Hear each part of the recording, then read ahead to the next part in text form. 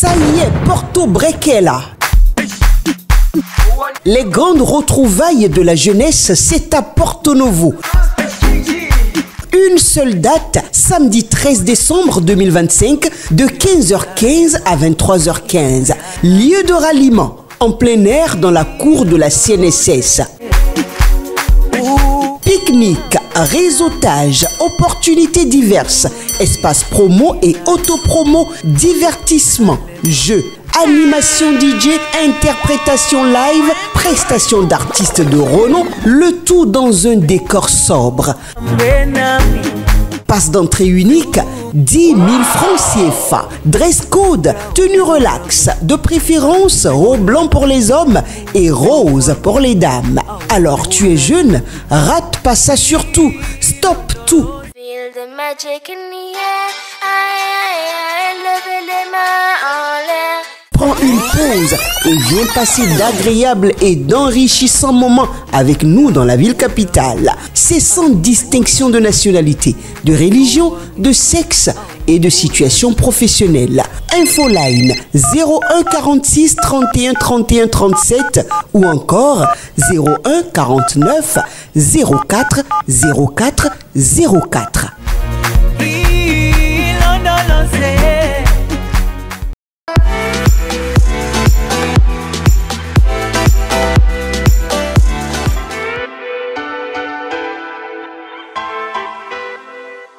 Mesdames et messieurs, merci de nous retrouver dans votre émission matinale sur Guérita TV Monde. C'est donc parti pour le compte d'aujourd'hui que je vous présente toute seule, exclusivement. Aujourd'hui, nous allons donc sans tarder, mesdames et messieurs, ouvrir la toute première rubrique de votre émission avec votre rubrique La Revue des titres avec le quotidien Adjate News qui affiche à sa manchette ce matin. Troisième journée de diabétologie du CHUD-OME, un engagement fort contre le diabète et le risque cardiovasculaire. Paris gagné pour le DGCHUD-OME, Phileas Appoint-Hounou et le DDS William Roundo. À sa fausse manchette du roi, vide des partis politiques à Adjara, Théodore Rouy décide de rejoindre le bloc républicain. Je ne viens pas seul, affirme-t-il. Autre titre à la une de Adjate News, patrimoine UNESCO en route vers la labellisation du vaudou. Élection législative 2026, aucune liste de candidatures enregistrée avant ce mercredi dernier jour. Nous informe donc Adjate News qui affiche toujours à sa une communale 2026 au Bénin, l'UPR, le BR et la FCBE reçoivent leur récépissé définitif. L'ordre d'apparition sur le bulletin unique déterminé après tirage au sort. Révision constitutionnelle, le parti Mouel Bénin applaudit une réforme majeure. Nous retrouvons à présent le quotidien Matin Libre qui affiche troisième édition des journées portes ouvertes. Sécurité, qualité et durabilité en débat à SCB Lafarge. L'emblème du jour affiche ce matin mouvance présidentielle secouée. 7 frondeurs plus les pro-Boko out. D'autres grands noms écartés. Le quotidien du service public La Nation affiche ce matin transformation numérique en Afrique de l'Ouest et du Centre. L'engagement pris par les dirigeants. Libération, document d'identification. 6 pièces désormais reconnues dont un certificat dédié aux afro-descendants. Quotidien Le Meilleur. Présidentielle du 12 avril 2026, les duos de candidats Wadaï Talata et Humpe Ouanou reçoivent leur récépissé définitif. Le Soleil Bénin Info, quant à lui, affiche ce matin non-présence de Badamansi, Toko et Adambi sur la liste BR pour les législatives de 2026. Une décision qui soulève des interrogations politiques. Certains membres du parti BR avouent être choqués mais pas surpris. L'intégralité de cet article est donc à lire à la page 3 du quotidien Le Soleil Bénin Info. Le matinal affiche législative de 2026, un vent de renouvellement à la mouvance présidentielle. Plusieurs députés et personnalités non temps. Bénin intelligent, identification des personnes au Bénin, 6 documents, 0 légalisation, durée de validité rallongée et CIP afro-descendant. L'événement précis, quant à lui, affiche changement majeur pour la validité des documents d'identité nationale. Talon porte le CIP à 5 ans, la légalisation supprimée pour plusieurs pièces. Les 4 vérités affichent à sa manchette législative 2026 des députés de la mouvance hors course. Aucun parti n'a encore déposé son dossier. Toko, Gbadamosi et Adambi cèdent leur place aux jeunes. Nous terminons ce matin, mesdames et messieurs, avec le quotidien L'Informateur qui affiche à sa manchette loi de finances 2026, plaidoyer pour le social. Mesdames et messieurs, ainsi se présentent donc quelques titres parus à la une des quotidiens ce jour. On se retrouve dans un instant dans le bulletin d'information.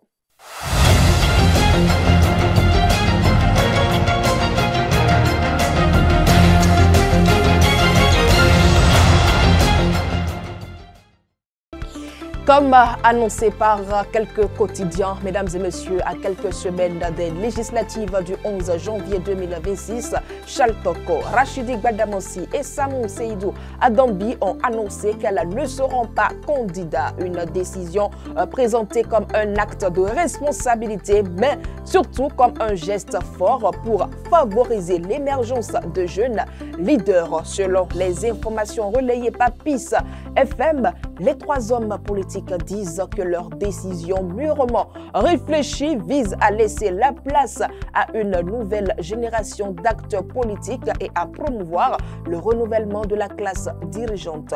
Pour eux, l'heure est venue pour la jeunesse de prendre toute sa place dans la gestion de la chose publique. Direction à la Sénat à présent où le parti Force Kori pour un Bénin émergent FCBE s'est présenté ce matin, devenant ainsi le premier parti politique à déposer sa déclaration de candidature pour les élections législatives du 11 janvier 2026. Conduite par son premier responsable, l'ancien ministre Paul Roupé, la délégation a remis au service de la Sénat l'ensemble des documents exigés pour l'enregistrement de la liste du parti.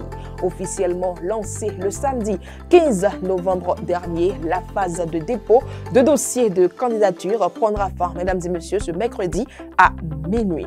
À Misrété, les riverains du quartier Damé-Lokonon vivent un véritable calvaire après les fortes pluies qui se sont abattues récemment sur cet arrondissement de la commune d'Akro-Misrété.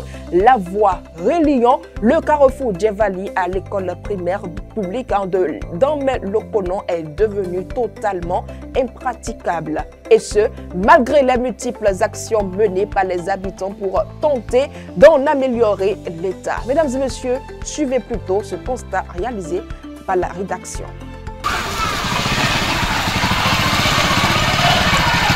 Cette voie, située au cœur de la commune d'Akro-Misrété, relie le carrefour Djevali à l'école primaire publique Damé-Lokonon et mène également à la prison civile de Misrété. Au fil des années, elle est devenue un véritable parcours du combattant.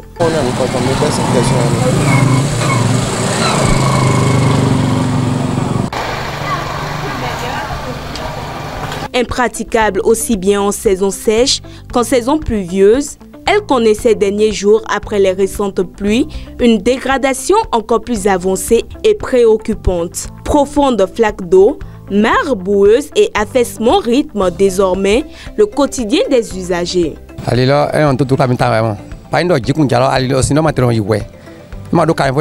La voie nous dérange énormément. Lorsqu'il pleut, l'eau ne circule même pas. Il n'y a aucun caniveau pour évacuer l'eau, ce qui provoque une inondation totale de la voie. Il devient alors très difficile, voire pénible de rentrer chez nous.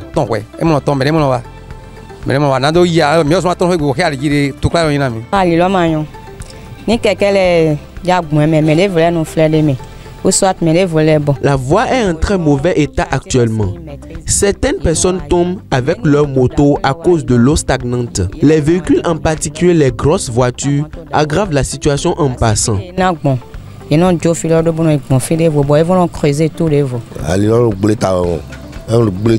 Le président fait des efforts, mais il ne peut pas tout faire. C'est aux autorités locales d'adresser des demandes à cet effet. Le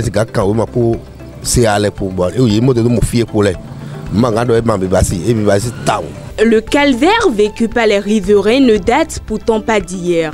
Les fidèles de la paroisse Saint-Pierre et Paul de Domelo-Konon, eux aussi contraints d'emprunter cette voie, subissent les mêmes désagréments. Et ce, malgré les multiples opérations de remblaiement initiées par les responsables de la paroisse et quelques bonnes volontés du quartier. Même les riverains qui sont dedans, là, même l'abbé qui est là, il a fait les courses pour voir que la mairie doit faire diligence pour envoyer au moins des choses là, des sables, ou soit les caillasses, pourvu que la voie passe. Mais ça n'a pas eu lieu. On a des gens gradés derrière nous ici. Ils ont tout fait. Quand il n'y a pas la réaction de la mairie, là, ça demeure toujours comme ça. Aujourd'hui, face à l'ampleur de l'inondation et aux difficultés de circulation, les habitants se sentent totalement démunis. Je vous avoue que depuis 3 ans, 4 ans que je suis là, c'est vraiment difficile pour nous, c'est vraiment difficile pour les chrétiens de venir à l'église. Parce que quand il n'y a plus, c'est vraiment impraticable. Alors depuis que nous sommes venus, le curé qui m'a précédé a essayé de combler les ravins, de mettre les briques, de faire le remblai. Moi-même qui suis venu aussi, j'ai fait des remblais et des remblais et des remblais et des remblais. Et au fur et à mesure, l'eau évolue. Quand on arrive à combler un ravin, l'eau trouve encore d'espace pour aller prendre de l'environnement en un autre endroit. Et il faut avouer que beaucoup circulent par ici. Beaucoup. Il y a les gens contournent, ils vont passer par Aguaco pour aller dans les maisons.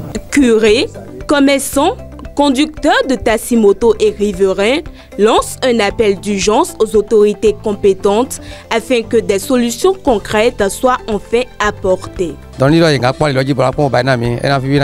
Nous demandons aux autorités compétentes d'intervenir afin de résoudre cette situation.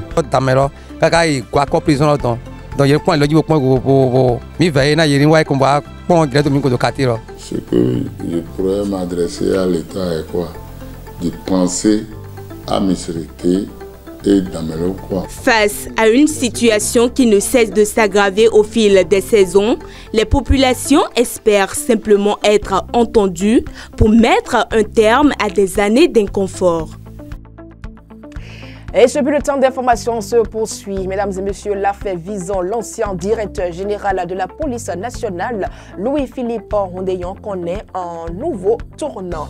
La chambre d'appel de la Cour de répression des infractions économiques et du terrorisme a renvoyé le dossier devant la chambre correctionnelle, estimant que les faits reprochés relèvent bien de sa compétence. La décision est intervenue ce lundi 17 novembre 2025. Cette évolution marque un revirement par rapport au mois de mai lorsque la chambre correctionnelle s'était déclarée incompétente en considérant que les accusations visant Rondeillon et son co-prévenu Kofi Camille Amoussou relevaient plutôt du criminel. Passons à présent aux actualités hors de nos frontières.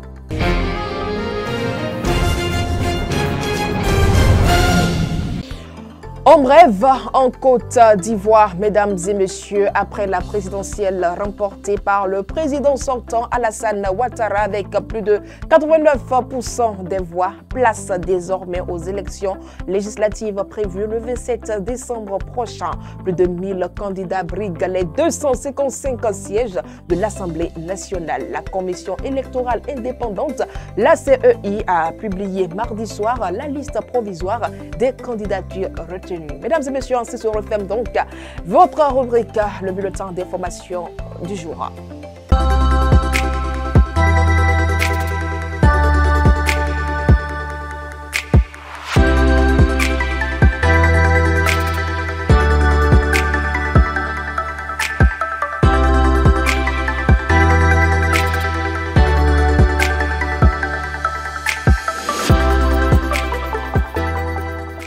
Après les deux premières rubriques de cette émission, mesdames et messieurs, nous passons à présent à la météo du jour.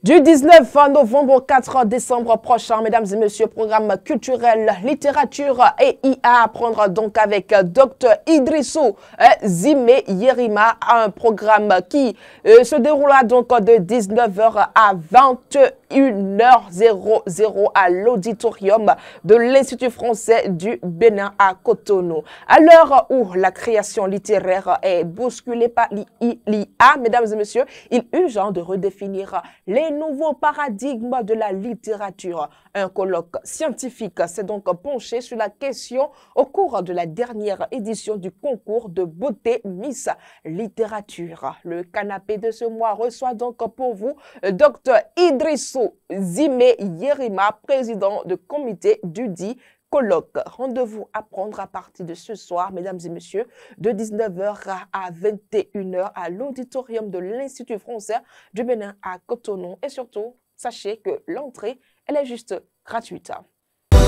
Vous organisez un mariage, un anniversaire, un baptême, un séminaire, un spectacle, un meeting politique ou tout autre événement, Guérit TV Monde vous propose un service de sonorisation professionnelle de meilleure qualité. Pour plus d'informations, contactez-nous au +229 91 19 10 10. Guérit TV Monde, le leader des web TV.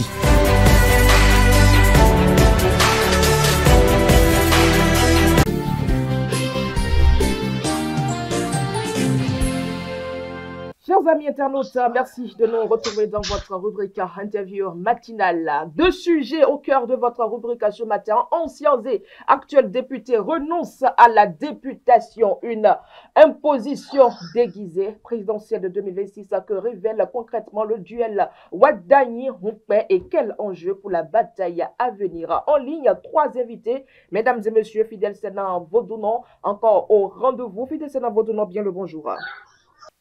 Bonjour, cher Latipat, bonjour à tous les amis internautes, bonjour à mes co-débatteurs. Deuxième invité, Chabi Epiphane, journaliste à la radio Fraternité. Epiphane Chabi, bien le bonjour.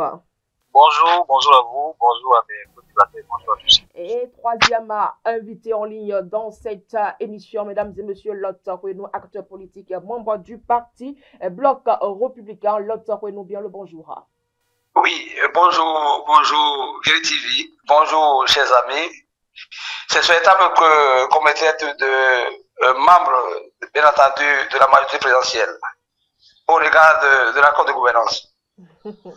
Merci pour votre disponibilité. Alors, Chabi Epiphane, des anciens et actuels députés renoncent à la députation. Ils justifient leur décision par une volonté de laisser place à la nouvelle génération. Et comme l'a souligné Matin Libre, parmi les noms qui circulent, il y en a qui sont députés pour la première fois. Mais comment peuvent-ils renoncer à une députation maintenant que le mandat du député passe de 5 à 7 ans renouvelable à volonté au lieu de 5 ans renouvelable 2 fois dans la Constitution révisée de 2019?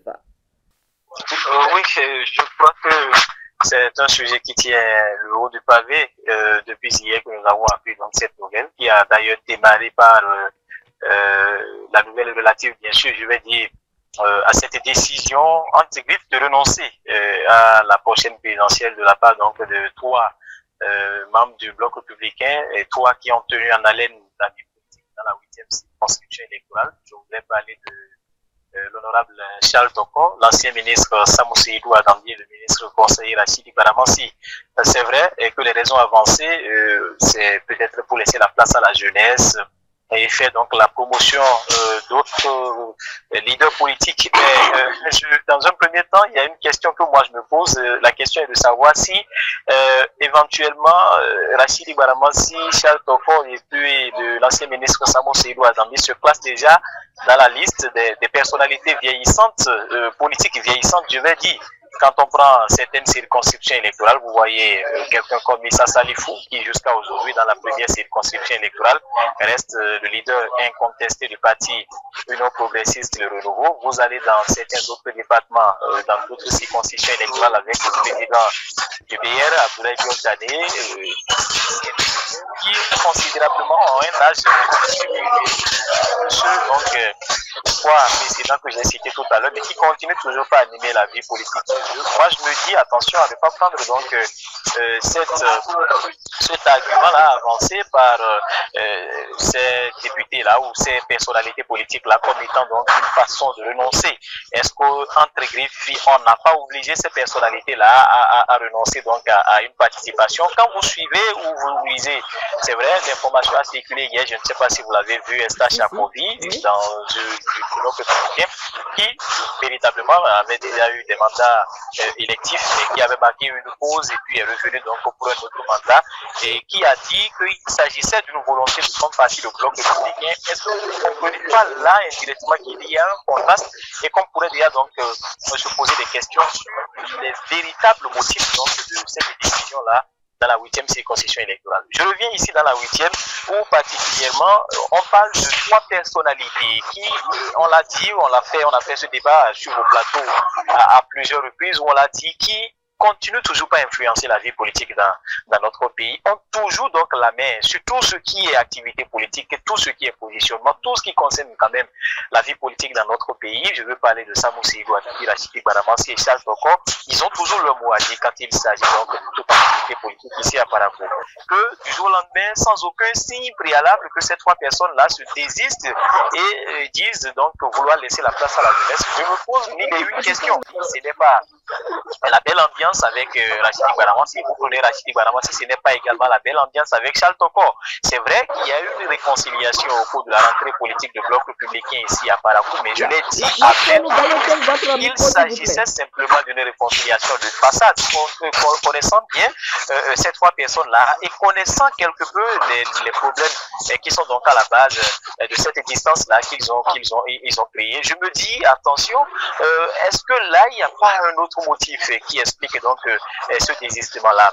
Allez dans notre circonscription électorale où il y a le député Malik Gomina, mais il vient juste de goûter donc à l'Assemblée nationale, c'est juste un premier mandat et pendant ce temps, vous l'avez dit dans votre introduction, le mandat est passé cette fois-ci de 5 à 7 ans avec la possibilité pour ces députés-là dont nous parlions aujourd'hui, pour ces potentiels-là dont nous parlions, qui peuvent revenir, c'est-à-dire qui feront 14 ans au Parlement. Et vous dites que ces personnes-là ont décidé délibérément de renoncer à leur participation. Je me pose une question, je ne sais pas si on a fait des promesses nominatives à ces différents cadres-là qui sont quelque peu, moi je préfère utiliser le mot écartés de leurs différents partis politiques.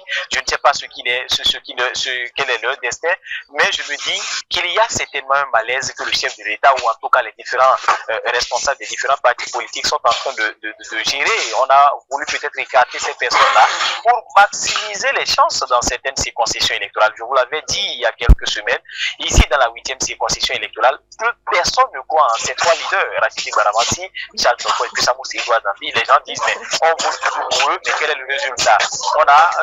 Ils n'ont fait que cacher l'ombre de certains hommes politiques qui pouvaient véritablement nous représenter, mais jusqu'à là, les résultats ne tombent pas. Donc je crois qu'il y a certainement un malaise, c'est au-delà de ce que nous avons lu à travers les réseaux sociaux, donc je crois quand même que peut-être en analysant, on reviendra sur les causes probables qui pourraient expliquer donc cette décision-là de ces différents types. Merci à vous, Epiphane Chabi. L'autre nous, vous qui êtes membre de la mouvance présidentielle en action politique, dites-nous qu'est-ce qui se cache réellement derrière ces renonciations à la députation? Est-ce vraiment une volonté des hommes politiques?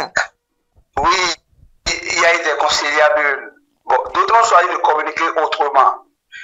Le pouvoir d'État, bien entendu, a une machine galvanisée donc pour suivre le comportement de chacun d'eux dès lors qu'ils ont eu l'honneur et le mérite, bien entendu, d'exercer les fonctions à un haut lieu de politique par excellence, l'Assemblée nationale. Voyez-vous, je vous rappelle que dans un passé récent, il y a eu une révision de la Constitution. Un certain nombre de députés ont choisi de nous tourner dos. Et donc, en politique, certaines erreurs payent cash. Et en tant qu'un homme politique, bien entendu, d'un certain niveau, nous avons eu la manie donc d'observer un peu leur comportement, et donc ça peut choquer l'appareil d'État, et donc ça peut leur coûter bien entendu, leur siège. Je prends le cas de Salvatore Lazare, de la 23e. Je prends le cas de Edmond Fonton, de la 6e circonscription électorale. Eh bien, les deux noms là font partie d'un lot, et donc qui a choisi donc d'aller contre notre initiative de révision de la Constitution. Et si c'est comme ça, l'appareil d'État ne peut que sanctionner. Alors, dans la 8e circonscription électorale, j'avoue, je ne sais pas qu'est-ce qui motive le choix du retrait, bien entendu, de Rachid Igaramassi, de Toko Charles Samoa Dambi. Alors, celui qui vient de céder l'antenne entre griffes vient donc d'évoquer que dans la région de la 8e, ceux-ci, cités Cipra, ne sont plus écoutés comme ça par la jeunesse. C'est discutable. Je sais que Igaramassi est assez proche, bien entendu, de la jeunesse donc de la 8e. Et donc, à mon avis, enfin, en ce qui me concerne, j'allais dire, finir et raccourcir avec ce problème-là, et l'appareil d'État donc dispose d'une feuille de route. Si vous êtes avec un pouvoir d'État, vous n'avez pas besoin d'être forcément député avant de servir. Certainement qu'après les échanges, il y a d'autres opportunités donc en vue. Ils peuvent avoir peut-être des futurs ambassadeurs, des futurs ministres, des futurs DG de société, parmi ceux qui ont choisi donc de se retirer. Certainement que vous le savez mieux que moi, le président de la République est un homme de dialogue. Il a dû donc discuter avec tous ceux qui vous aviez pensé en amont qui devaient être peut-être candidats, mais ils ne l'ont pas été. Il y a eu, bien entendu, des échanges avec ceux-là. Et donc, certainement qu'à partir de 2026, ils seront donc repositionnés à d'autres postes, afin donc de permettre à d'autres jeunes de se mettre en évidence. C'est ce que je pense. C'est ce que vous pensez. Alors, on retire quoi concrètement l'autre prénom? Il ne s'agit pas d'une décision volontaire, mais plutôt involontaire. Bien, je dis, il faut axer alors notre analyse sur les conciliabules. Il y a eu d'autres orientations, il y a eu d'autres personnalités de la République qui doivent être positionnées pour être députés. Et donc, il a paru opportun au pouvoir d'État, bien entendu, de demander à ceux-ci de se regrouper même. Et il y en a parmi eux, donc ils ont choisi de se retirer. Mais je pense, dans le fond, que dans le lot, il y a des gens qui ont été punis. Dans le lot, il y a des gens qui ont été punis. Vous vous rappelez que récemment, il n'y a pas encore 2 ans, une affaire a secoué la République. Nous connaissons ceux qui étaient proches de ce monsieur aujourd'hui qui ne l'ont jamais cédé. Et donc le pouvoir, dans sa communauté, doit choisir de ne pas permettre à ces députés-là qui donc soutenaient une candidature non consensuelle, parce que quand vous êtes au pouvoir, vous ne pouvez pas lancer des trucs au P26 avec tout ce que vous saviez. Et donc, il peut plaire donc au pouvoir d'agir pour que ces députés qui, sans recevoir le feu de commandement, avaient choisi en Foudine de traiter avec ce monsieur. C'est l'analyse que nous faisons en tant que l'autre prénom. Maintenant, il reste au pouvoir d'État de nous dire véritablement qu'est-ce qui motive donc ces choix-là. Voilà. Fidèle Sénat Vaudounon, quelle est votre analyse après ces renonciations? Écoutez, je pense que c'est la dynamique politique qui continue de faire son petit bonhomme de chemin.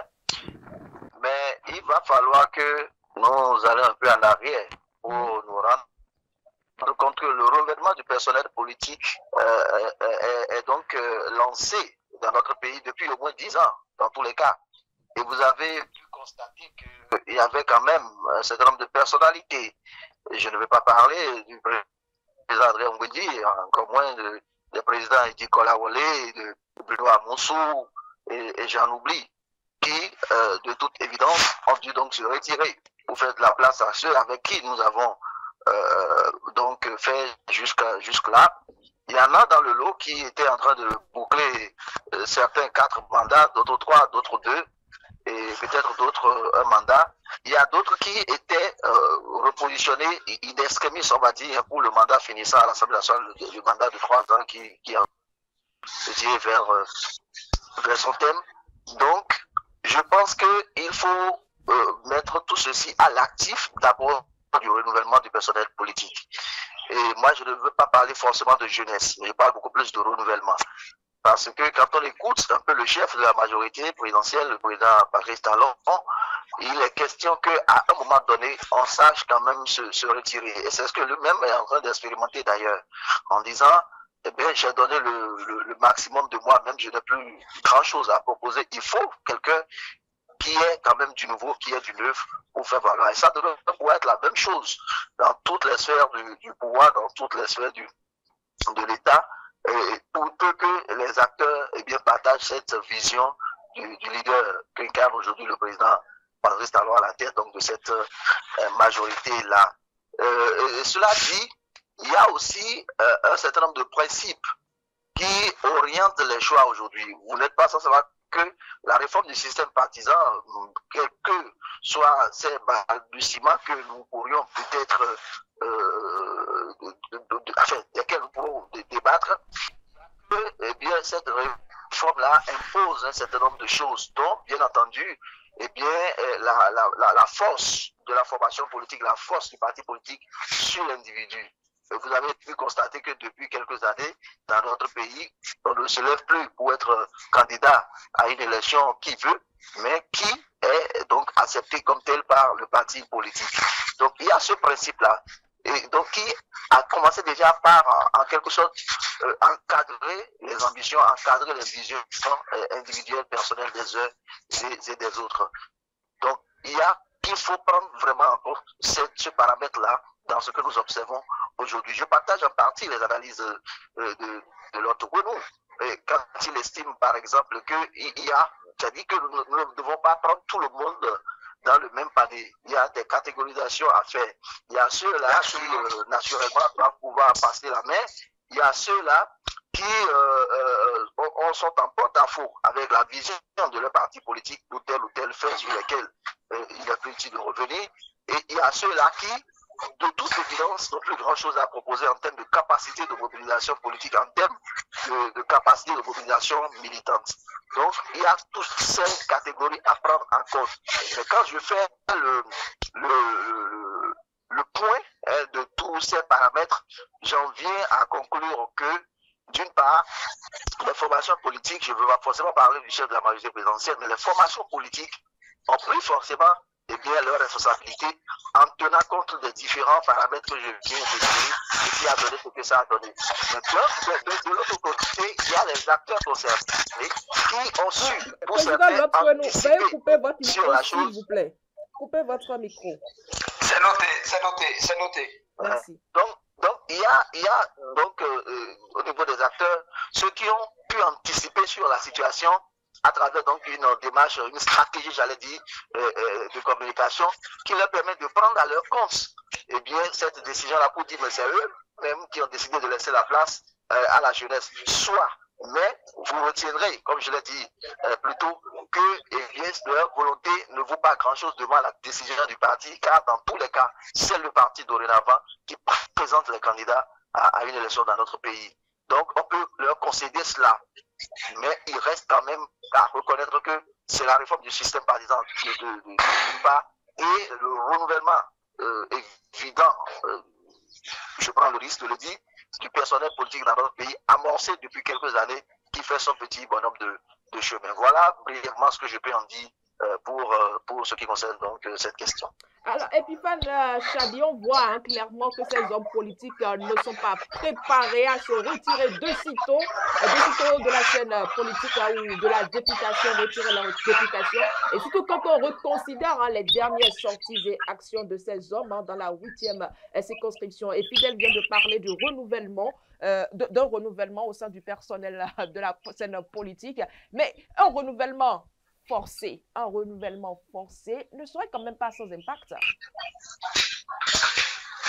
Bon, en termes d'impact, est-ce que tout de suite on pourra parler d'impact? Je crois que les impacts seront peut-être perceptibles juste après les élections communales.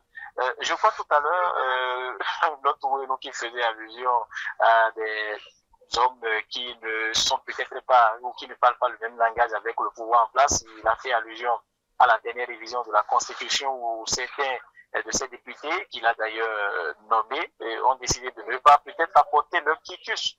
Bon, est-ce que les choses devraient être de la sorte? Bon, en tout cas, là, ce n'est pas le débat. Je crois que votre question qui porte à savoir donc les impacts, moi, je me dis quelque peu, comprend peut-être le gros risque d'écarter cette péno-là. Je l'ai dit, même si l'autre nous pense que c'est discutable aujourd'hui et que la Sidi Baramassi continue toujours pas à mobiliser les jeunes.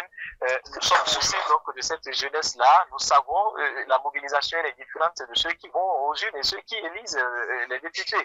Alors, bref, je crois que on a peut-être compris que ces trois personnes-là, je vous le disais tout à l'heure, leur guerre n'a fait que diviser les populations de la ville de Barakou.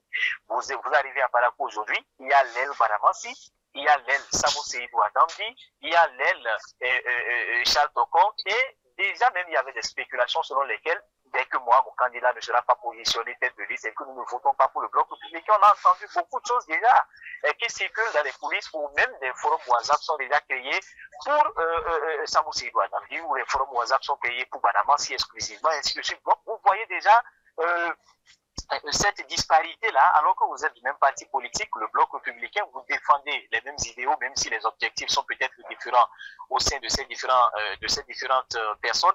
Je crois qu'on devrait, à un certain moment, je vous l'avais dit ici quand le président Tchané était venu à Barakou pour la réconciliation et lancer les activités du bloc républicain, oui. Il a dit, il faut taire les divergences, il faut parler le même langage, il faut mobiliser ensemble.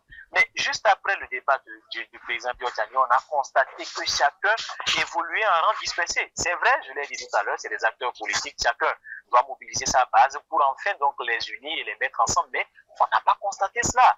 On ne l'a pas constaté. C'est peut-être ça aussi qui aurait poussé, je dis bien qui aurait poussé les leaders du bloc républicain peut-être trancher à prendre leurs décisions. D'autres informations dont je ne voudrais peut-être pas faire allusion ont circulé et qui ont montré une certaine fragilité entre donc ces trois ténors. Donc obligatoirement il fallait les mettre de côté, choisir d'autres jeunes qui sont, et ça il faut le dire, il y en a plein à Barakou et même dans d'autres circonscriptions électorales, et dans d'autres communes pardon, qui constituent la 8e circonscription électorale, des jeunes qui sont capables de faire le même boulot que ce que Samou Seydou Adamdi fait, qui sont peut-être capables de faire même, pourquoi pas, mieux que ce que Rachidi Baramassi fait. Moi, je ne voudrais pas qu'on se base sur les vidéos que nous voyons circuler, Rachidi Baramassi dans tel ou tel marché, dans telle ou telle localité pour mobiliser les jeunes, pour penser qu'on a véritablement atteint donc le niveau de mobilisation escompté.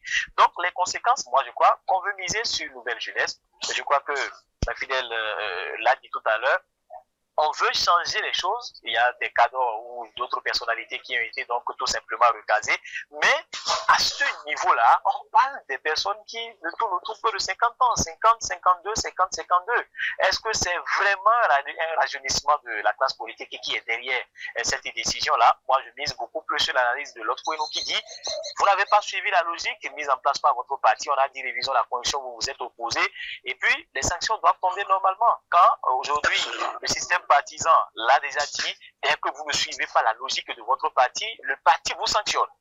Le parti est en droit de vous sanctionner, de vous dire même, on vous met en retrait de la vie politique pendant un moment, le temps que vous le réfléchissiez peut-être pour voir si vous parlez le même langage que votre parti politique. C'est certainement ça qui s'est passé avec Samou Seydou Adamdi, qui s'est passé avec Charles Tokon et les autres, parce que je sais que Charles Tokon n'a pas voté non contre la révision de la Constitution. Rachidi Baramassi aussi n'était pas au Parlement pour qu'on dise que c'est parce qu'il a voté non ou non plus Samou Seydou Adamdi. Donc je crois qu'il y a une sanction interne du parti qui a été infligé donc à ces trois personnalités-là. Et la conséquence directe, c'est qu'on ouvre le champ à d'autres qui attendaient depuis très longtemps. 20 ans en arrière, c'était Guanamassi, quelques années encore, c'est Charles Toko, ou depuis pratiquement, je dirais, un peu plus de 20 ans. Ce sont ces trois noms-là qu'on entend toujours dans la vie politique donc de Balakou. Je crois quand même que ces personnes-là, ils vont se reposer quelque peu. Le risque peut-être, c'est est-ce que les jeunes qui sont actuellement là sont prêts, vont bénéficier donc de la confiance de l'électorat. C'est la question qu'il faut se poser aujourd'hui. Ouais. Oui. C'est ça la question fondamentale à se poser aujourd'hui. C'est justement là la réponse que j'apportais. Je me posais également la question de savoir s'ils avaient donc la carrure de représenter ces trois personnalités. Quoi qu'on dise de Samo Seydou Azandi, de Rachidi Guanamassi et de Charles Toko, mais c'est des noms, quand vous vous entendez, vous imaginez déjà leur capacité à mobiliser, leur capacité à assumer une certaine responsabilité. Mais ces jeunes sont restés aux côtés de ces différentes personnalités politiques. Elles ont appris beaucoup de choses, ces personnes-là, ou ces jeunes ont appris beaucoup de choses. Moi, je crois quand même qu'il faut essayer donc de le faire ainsi. Moi, je n'ai pas peur. L'autre point, on va commencer déjà par le dire, c'est le parti qui décide. Et donc, si le parti arrive dans la 8e circonscription électorale, ben, ils iront à l'Assemblée et ils vont donc faire peu, ils vont montrer donc, ce dont ils sont capables. Et puisqu'ils ont d'ailleurs réclamé à plusieurs reprises être positionnés, voilà l'occasion qui est bien là maintenant et le parti a répondu à leur appel.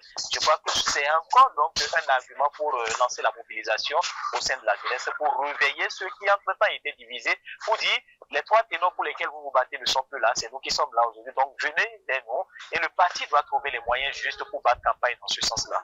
D'accord. Alors, l'autre, quel est votre avis? Le parti a décidé à pousser trois ténors de la 8e circonscription. Le défi est là, hein, et plane au niveau de la jeunesse. Hein, mais l'autre chose, c'est parti. Bon, selon Epiphane, hein, il sème la divergence au sein des citoyens. Il y a une divergence au sein des différents membres hein, dans la 8e circonscription. Mais seront-ils quand même si, toujours selon Epiphane, hein, certains d'entre eux ne pèsent plus véritablement, seront-ils prêts à accompagner la jeunesse dans cette bataille électorale? C'est une obligation morale avant d'être constitutionnelle. Voyez-vous, si eux, ils ont eu la chance de se mettre en évidence avec la bénédiction du parti, c'est parce que le parti ne les a pas positionnés aujourd'hui qu'ils vont se retirer. C'est vrai, ils ne sont pas candidats, mais ils sont tous du parti. Ils savent qu'ils ont l'obligation, bien entendu, de mouiller le maillot. Puis si on connaît leur fief, nous allons évaluer tout ça à la fin. Quel résultat nous avons eu alors qu'ils ne sont pas sur la liste? Ils sont tenus maintenant de travailler pour que, quand on va évaluer les différents résultats de chacun parmi eux, qu'on constate qu'ils sont des patriotes, ils sont de bons militants. J'allais donc répondre à la question que vous avez posée à mon précédent. Et oui, quels résultats nous aurons? Mais avec la réforme de ces partisans, aujourd'hui, l'idéologie qui est enseignée aux militants, c'est d'abord la feuille de route du parti. Nous allons dans l'ancrage. Ce n'est plus la personnalité de la Zambie, de Salvatore Lazare, d'Edmond Fonton, de qui je me sers, bien entendu, qui est voté. C'est le parti qui est voté. Puisque nous avons mis les jeunes à l'école pendant près de 7 ans, 8 ans déjà, puisque les réformes ont commencé véritablement en 2018. Et donc, la jeunesse est à l'école des partis. Il y a eu beaucoup donc, de séminaires, ateliers, bien entendu, de formation dans ce cadre-là, que ce soit le Parti blanc républicain, UP le renouveau, vous le saviez, puisque un grand de presse de renom comme Kelly TV a été donc invité à cette instance-là. Nous avons mis la jeunesse à l'école. Et donc aujourd'hui, on ne vote plus un individu, on ne vote plus Guanamassi, on ne vote plus Salvatore Lazare. C'est l'idéologie du parti que le peuple doit voter. Et donc, le fait de ne pas les retrouver sur la liste de DR ou de IP n'aura aucun impact sur les résultats qui sortiront des urnes. Vous aurez le temps donc de constater. Alors, ils sont dans une discipline donnée au regard de la charte des partis. Alors, si vous n'êtes pas candidat, ça ne veut pas dire que vous n'allez pas travailler. Et si vous ne travaillez pas, le parti constate. Ça peut aller jusqu'aux révocations. Et donc, on n'a pas peur des résultats à venir, puisque le peuple va voter l'idéologie des partis et donc les personnes qui ne sont pas sur les listes. C'est ce que j'ai à donner comme réponse. Cette exclusion des tenants et autres de la liste des législatives est aussi un appel à la loyauté au sein du gouvernement et également au sein des partis politiques. Absolument. C'est pour ça, sous peu, vous serez invité. Il y a un ouvrage qui est en train d'être finalisé. Pas de communication dans mon émission l'autre. Alors, fidèle Sénat Vaudou, non, mais une promesse nominative n'est quand même pas promettante pour ces hommes, connaissant le chef de l'État qui ne pardonne pas la trahison. Est-ce qu'on pourrait déjà envisager une fin de carrière pour ces hommes politiques? Je crois que il faut rester dans la logique de ce que j'ai énoncé lors de ma première prise de parole pour comprendre les enjeux. Nous ne sommes plus dans les enjeux de promesses de nomination, les enjeux de promesses de promotion, non. Nous sommes aujourd'hui en plein dans la réforme du système partisan. J'ai commencé par dire que ce n'est pas parce que cette réforme est parfaite, ce n'est pas parce que cette réforme est totalement irréprochable, mais tout simplement parce que l'expérimentation en cours doit pouvoir aller à son terme, quitte à voir les améliorations possibles. On a commencé par voir ça à travers la dernière révision de la Constitution, qui montre quand même, qui renforce quelque peu bien la primauté du parti sur l'individu. Cela dit, la situation des leaders que vous voyez aujourd'hui n'est pas une situation nouvelle selon moi. Pas du tout alors. J'ai commencé par parler tout à l'heure des exemples des plus anciens. Ils ne sont pas morts, ils sont toujours là. Donc, il y a donc tous ceux-là, ces anciens-là, qui sont là aujourd'hui, qui occupent quand même des postes de responsabilité au sein de leur formation politique, même si ça reste symbolique, mais il reste quand même ces personnalités, ces anciens, il reste quand même des sources d'inspiration, des sources d'orientation, des sources de conseils au sein donc de leur formation politique, et pourquoi pas même au président de la République. Et puis vous suivez mon regard avec l'avènement donc du Sénat, et bien ça renforce, ça formalise quelque peu cette contribution-là. Pour en venir donc à ceux dont nous parlons aujourd'hui, ils vont devoir suivre la même trajectoire. Parce que dans tous les cas, il n'est pas dit que c'est les mêmes personnes qui devront animer la vie politique dans notre pays ad vitam aeternam. Ce n'est pas envisageable. Donc c'est tout à fait normal que nous assistions à ce à quoi nous assistons aujourd'hui. Ce n'est pas, moi je ne voudrais pas tabler mon analyse sur des promesses de nomination ou des promesses de promotion. Pas du tout alors. Il est question que les gens s'alignent sur la norme, sur les directives édictées par leur formation politique. Est-ce qu'il s'agit d'une punition ou sanction? Est-ce qu'il s'agit d'une mesure normale visant justement au renouvellement du personnel politique? Tout cela reste quand même dans la discrétion des responsables donc, de ces formations politiques. Mais ce que nous voyons à l'aune de la réforme du système partisan, ce que nous voyons à l'aune du renouvellement de la classe politique en cours depuis quelques années, c'est que c'est tout à fait normal qu'on assiste donc à cette évolution des choses à laquelle nous assistons aujourd'hui. Ce qu'il faut souhaiter maintenant, c'est que ces personnalités-là puissent justement s'aligner sur les exemples des anciens dont j'ai parlé tout à l'heure. Et je vous rassure qu'il ne peut en être autrement, d'autant plus qu'aujourd'hui nous sommes dans un contexte de la réforme du système partisan où, dans tous les cas, ils ne peuvent pas se lever, se fâcher et dire, bon voilà, je vais à l'élection en candidat libre, si je peux le dire ainsi. Ce n'est plus possible aujourd'hui au Bénin, par exemple. Et donc, dans ces conditions, ils seront obligés, je n'ai pas envie de parler comme l'autre, de rentrer dans les rangs. Donc, c'est aussi simple que ça.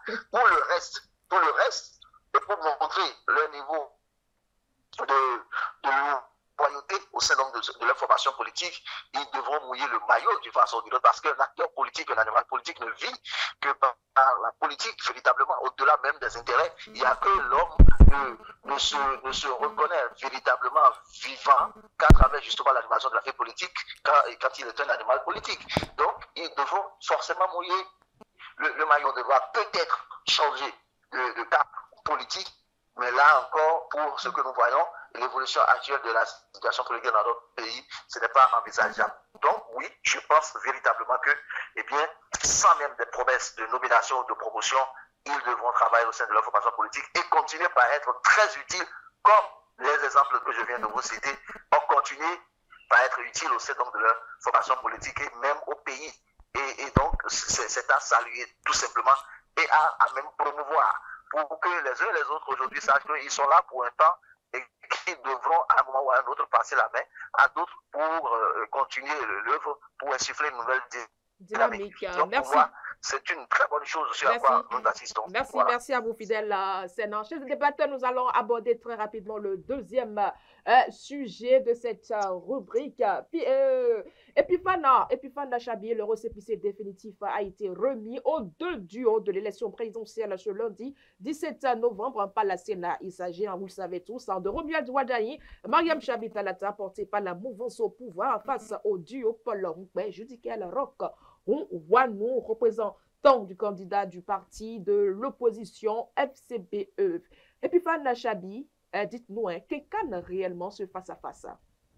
Bon, moi, je crois quand même que ce face-à-face-là, c'est une présidentielle sans enjeu. Moi, je préfère le dire comme ça. Je préfère caricaturer les choses comme ça pour dire, vous prenez la FCBE aujourd'hui, il y a de cela quelques mois en arrière, c'est un parti politique qui déjà nous annonçait vouloir faire avec la mouvance tout prochainement. Et quand vous vous retrouvez donc avec cette même mouvance-là, avec qui vous avez voulu baptiser entre griffes, aujourd'hui à aller à une élection, je veux dire qu'il n'y a plus d'enjeu. Bon, on perd ou on gagne, c'est qu'on a toujours gagné. Donc l'enjeu n'est plus là. Et vous l'aurez senti à poser des questions à certaines personnes, à leur parler de la présidentielle, on dit non, il n'y a plus rien. Cette présidentielle-là n'est qu'un match amical qui va se jouer. Vous parlez de match amical alors que Wadayi fait face à un candidat de l'opposition FCBE. Non, mais ils ont toujours dit qu'ils ont été de l'opposition modérée. Donc, il n'y a plus cette opposition-là où on est vent debout, où on est toujours contre, où on veut aller donc à une guerre, même si elle est fratricide dans ses griffes. Donc, beaucoup le disent aujourd'hui, il n'y a plus d'enjeu. On s'attendait à voir peut-être un autre parti autre que la FCBE aller à ce challenge-là, ou pourquoi pas un troisième duo pour véritablement analyser et aller donc dans les vrais contours et dire qu'on allait assister à une élection, comme j'aime bien le dire, Tao. Mais là, il n'y a plus cet enjeu-là. L'enjeu a été tout simplement estompé et beaucoup de personnes pensent aujourd'hui que ce soit Paul Roukbe qui gagne. Même parfois, quand vous discutez avec des personnes, on autoproclame déjà Romuald Wadayi comme étant le gagnant de la prochaine élection présidentielle. Donc, c'est pour vous dire que l'enjeu a complètement disparu autour de ce scrutin-là. J'ai même un doyen qui, à chaque moment, quand il commence à parler, il dit le président de la République, Romuald Wadayi. Donc, vous comprenez avec moi que les gens ont perdu donc ce sens-là du challenge qui devrait exister au cours de l'élection présidentielle. Et je crois que ce n'est pas la première fois qu'on assiste à cela. Vous aviez vu, je crois que ça doit être en 2021, avec Corentin Koko et Irénée Agossa également, où beaucoup de personnes disaient qu'il ne s'agissait que d'une mascarade d'élection. Comme bon, le mot est peut-être quelque peu fort, mais c'est la caricature que moi je donne donc à cette élection-là. Les récépissés définitifs ont été déjà donnés. J'ai même, je peux avoir discuté avec un responsable politique de la mouvance, bien sûr, il y a de cela quelques jours, je pense samedi dernier ou dimanche, qui disait que si on pouvait peut-être même invalider cette élection-là et procéder à une nomination, ce serait le chemin le plus court et le plus économique pour notre pays. Donc c'est tout simplement vous dire, Latifa, que l'enjeu a véritablement disparu. Si du côté même de la mouvance, on reconnaît qu'il n'y a plus d'enjeu, il n'y a pas de challenge, que voulez-vous que les gens de l'opposition ou des gens qui ne sont peut-être pas pour ces deux duos engagés là disent. Donc c'est pour vous dire que on est juste en train donc de suivre le processus. Sinon, les résultats, quelques personnes déjà connus d'avance, c'est vrai qu'il ne faut pas aussi négliger la force pour des gens qui aura certainement son mot à dire. Ouais, merci. L'autre point, nous, que dites-vous? Selon Epiphane, c'est une élection sans enjeu. Les résultats sont connus d'avance. C'est une élection qui a un enjeu important. Et donc, je disais que c'est une élection qui a un enjeu. Et parce que nous avons, bien entendu, un parti politique de l'opposition en face. À aucun moment, Paul ni les membres, bien entendu, du parti FCDE l'ont déclaré qu'ils sont donc de la mouvance présidentielle. Et c'est là pourquoi mon vis-à-vis est en train donc de dire ce qu'il dit là à l'antenne. Et donc, c'est une élection qui peut gagner, tout comme l'autre candidat de la mouvance peut gagner. C'est vrai que sur le terrain, quand vous analysez de façon synoptique les réalités politiques que nous avons sous la main, Wadayi Momiad est déjà constaté prochain président de la République. Puisque en matière donc, de prise de contact, les deux grands partis de la mouvance totalisent déjà 81 députés. 7 députés du Parti des démocrates ont déjà bien entendu déclaré qu'ils sont donc de la mouvance désormais. Avant sur le terrain de Pro-Ata, nous avons déjà remporté les élections à hauteur de 80%. Et donc, on est là aux élections. nous verrons le vainqueur et le vaincu. Voilà, de façon démocratique. De façon démocratique, hein, la communauté internationale constatera que oui, il y a vraiment une élection, qu'il y a du challenge. Il y a du challenge. Où est la différence avec ce que dit notre Kouenou? Vous gagnez les élections sans aller aux urnes, on dit qu'il n'y a pas d'enjeu, mais vous pensez après avoir donné des statistiques, vous dites des élections gagnées dans absolument. Mais où est l'enjeu? Absolument. En tant que membre de la majorité présidentielle, jusque-là, vous ne voulez pas reconnaître que ces élections sont sans enjeu, mais l'opposition que vous avez en face, l'opposition qui est face à Romuald Wardani et Mariam Chabi Talata, est-ce qu'elle est de taille? Absolument. Romuald Paul n'est pas un sous-homme. Il n'est pas allé dans un département du pays, on l'a renvoyé, il n'a qu'à multiplier ses contacts. Peut-être aller s'entendre avec les dissidents, c'est-à-dire que les 22 députés. L'autre, nous, vous paraissez moins convaincant dans ce sujet. Fidèle Sénat Vaudounon, est-ce que cette élection présidentielle de 2026 est sans enjeu selon vous aussi? Je pense que c'est pas malin. Je n'ai pas envie de dire que c'est prétentieux. C'est pas malin de croire en formation. D'un côté, une majorité et de l'autre, un parti d'opposition, et serait une élection sans enjeu. C'est pas du tout malin. Et je vous dirai tout de suite pourquoi. Quand on parle de Paul Rompin aujourd'hui, ce n'est pas seulement l'ancien maire de Bopa, ce n'est pas seulement un ancien ministre, mais c'est quand même un ancien chef de file de l'opposition au Bénin. On peut trouver tout ce qu'on peut trouver à en dire. Mais comme j'ai l'habitude de le dire sur ce plateau, nous ne faisons pas du charlatanisme ici. Nous nous basons sur les faits pour analyser. Donc, en l'état actuel des choses, Paul Rompin incarne cette opposition et incarne pleinement cette opposition. Il est démocrate, avait su. Donc, si ce parti avait su, donc, disais-je, attraper la main tendue des FCBE à un moment ou à un autre, dans le creuset qu'on a appelé ici, comment vous appelez ça déjà, le fort de démocratie ou je ne sais plus trop quoi, eh bien, ce creuset de l'opposition avait véritablement pris corps et qu'ils n'avaient pas minimisé la personne donc de Paul Rompin, on n'en serait pas là. Ça, c'est un aspect des choses. L'autre aspect, c'est quoi? Et je crois que, c'est Bifan Chabi qui a parlé tout à l'heure, ou l'autre, nous ne sait plus trop, que si le reste, ce qui reste, je vais le dire, du Parti des démocrates, devrait pouvoir se rallier, par exemple, à Paul Rompin, au parti FCBE, et que ce parti, les démocrates par exemple, avait véritablement les attributs de parti dit du peuple. Vous imaginez comment ça aurait pu quand même basculer dans les urnes, par exemple. Donc, je pense que les enjeux restent intacts au-delà de prises de position partisanes où on dira, voilà, il n'y a pas d'enjeu. Non, non, il s'agit d'une élection. Et d'une élection où ceux qui sont et qui se proclament être plus opposition que d'autres ne vont pas et ont la latitude de s'aligner, par exemple, derrière l'opposition qui y va, parce que dans tous les cas, le parti de Paul Rompin, FCBE, n'était pas le seul parti politique à se désolidariser de ce creuset de l'opposition-là, et plus encore à rester quand même ouvert justement à d'éventuelles collaborations, alors même qu'on le taguait d'être un sous-fifre donc de la majorité. Donc, les démocrates, par exemple, le parti des a appris à cette dépens en constatant que bien la pierre rejetée pouvait devenir la pierre angulaire, et c'est ce qui est en train d'arriver par exemple avec Paul Rompin aujourd'hui. Donc les enjeux restent entiers à mon entendement parce que nous sommes dans la réelle politique et tous les enjeux sont ouverts, surtout qu'il s'agit d'une élection majeure comme l'élection présidentielle. Oui, je vous écoute. Pourquoi suggérez-vous aujourd'hui un ralliement du parti Les Démocrates ou bien des membres du parti Les Démocrates au parti FCBE qui a maintenu pour participer à l'élection, sachant bien que ce parti FCBE n'a jamais été prêt à travailler avec le parti Les Démocrates? J'ai comme l'impression que vous n'avez pas regardé en arrière.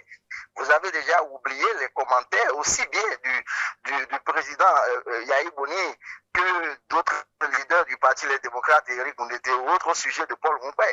Vous avez oublié ça, me semble-t-il. Vous devez avoir justement reçu un certain nombre de personnalités et vous savez comment il caricature la personne de Paul Rompin, par exemple. Donc c'est de ça qu'il s'agit. Donc si quelqu'un minimise ça, nous avons aujourd'hui affaire, bien entendu, à une réforme qui a permis donc de réduire les candidatures fantaisistes. L'essentiel pour moi, c'est que les uns et les autres comprennent que les enjeux restent quand même ouverts et que pour une élection majeure comme l'élection présidentielle dans notre pays, qui laisse sur le carreau le parti Les Démocrates, il y a encore beaucoup d'enjeux quant donc à ce parti, à ces militants, de se rallier par exemple à un Paul Rompin pour faire front face donc au candidat de la majorité. On ne peut pas avoir ces éventualités en face et banaliser l'élection en disant qu'il n'y a pas d'enjeu. Pas du tout alors selon moi. Alors, Epiphane Chabi, la véritable question, hein, Paul Rompin. Bon, est-ce qu'il incarne réellement une alternative au pouvoir sortant? Bon, là, je pense que Fred Renaud pourra nous le dire, hein. Pour taquiner un peu mon vis-à-vis. Bon, je crois quand même que, pour suivre un peu les analyses de Fidèle, quoi qu'on dise, même s'il s'agissait de notre candidat, on pourra dire qu'il peut. Personne ne croyait en Patrice Talon quand il était arrivé en 2016. Mais aujourd'hui, nous avons vu qu'il était une alternative parfaite anti-griffe à Bouniaï en termes de certaines réalisations, dans le domaine de certaines réalisations. Donc, quand moi je dis, pour terminer très rapidement, qu'il n'y a pas d'enjeu autour, je me base, c'est vrai qu'il faut se baser sur des faits politiques, des analyses politiques ou des réalisations ou des, je dirais, des possibilités politiques et concrètes. Mais là, quand vous allez vous discuter, je crois que même vous-même faites l'exercice dès que vous avez le temps. Sur 5 Béninois, demandez-leur s'ils iront aux urnes. L'enjeu est là. Tout l'enjeu dont moi je parle se situe à ce niveau-là. Donc c'est vrai, et la possibilité, moi je ne vois pas cette possibilité-là de voir les 22 démocrates actuellement se rallier donc à Paul Rompin. Il avait déjà refusé, ils ont toujours rejeté donc cette possibilité-là. Donc ce n'est pas à la présidentielle prochaine, donc il faut peut-être chercher ce positionnement parce qu'ils savent déjà en griffe que le jeu est plié d'avance. Je crois que l'autre également l'a dit tout à l'heure.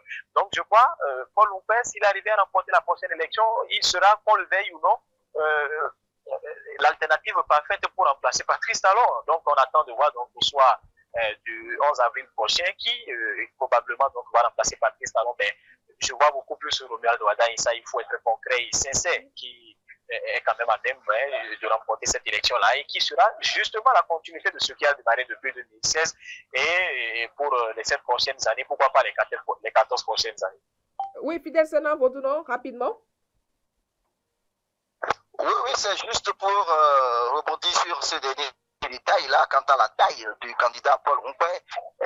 Moi, je voudrais vous suggérer de mettre Paul Rompin à côté d'un Renaud Agbodjo, par exemple, en termes de background politique, en termes justement de force politique, en termes donc d'expérience politique. Et venons maintenant au charisme, j'allais dire, du candidat. Si vous prenez par exemple celui que nous proposons au sein du Parti des démocrates, vous prenez Paul Rompin, je pense que sur au moins 3 à 4 paliers en termes donc de visibilité, d'expérience politique, en termes donc de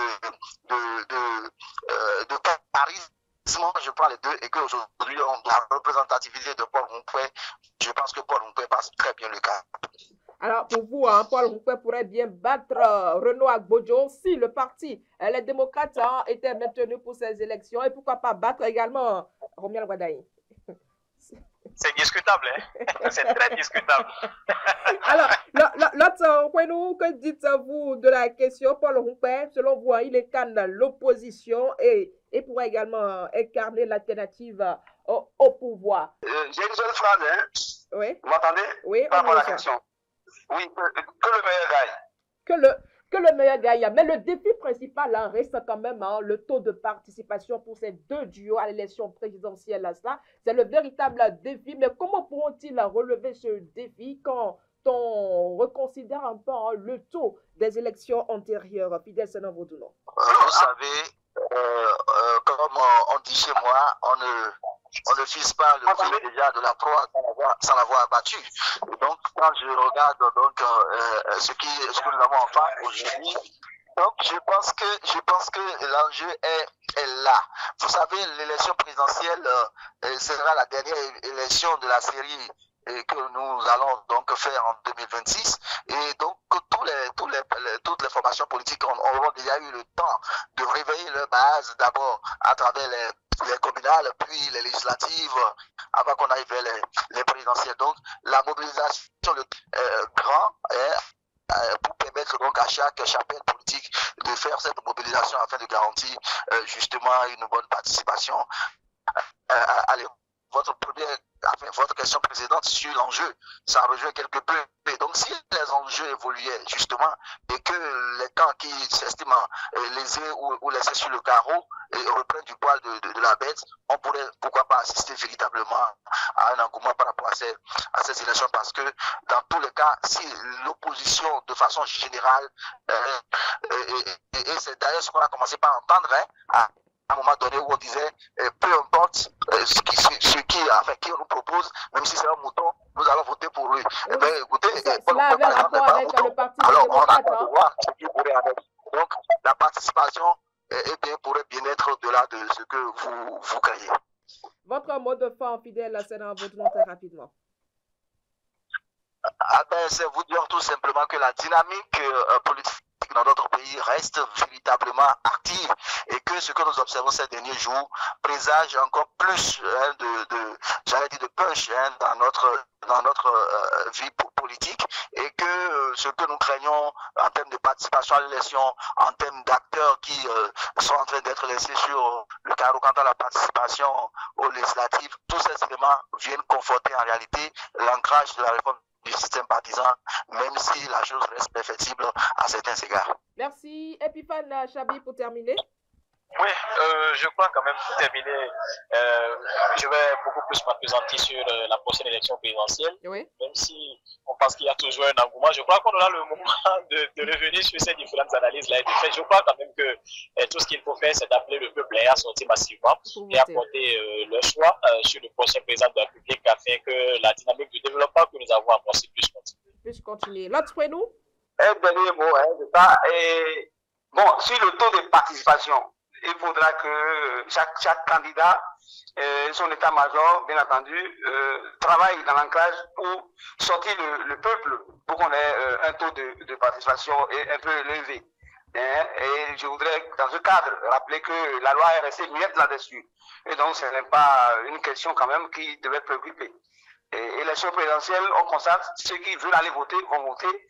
Et puis, donc, la Sénat va tabler sur le nombre et nous sortir le meilleur. C'est ce que j'ai à dire. Vive la République. Votre conclusion, mesdames et messieurs, c'était donc nos trois invités, l'autre membre de la mouvance présidentielle et fidèle à Sénat, Vaudounon, directeur de publication du quotidien L'Express, était également en notre compagnie. Epiphane Chabi, journaliste à la radio Fraternité. Merci à tous pour votre disponibilité. Mesdames et messieurs, merci donc d'avoir été des nôtres. On se retrouve très vite.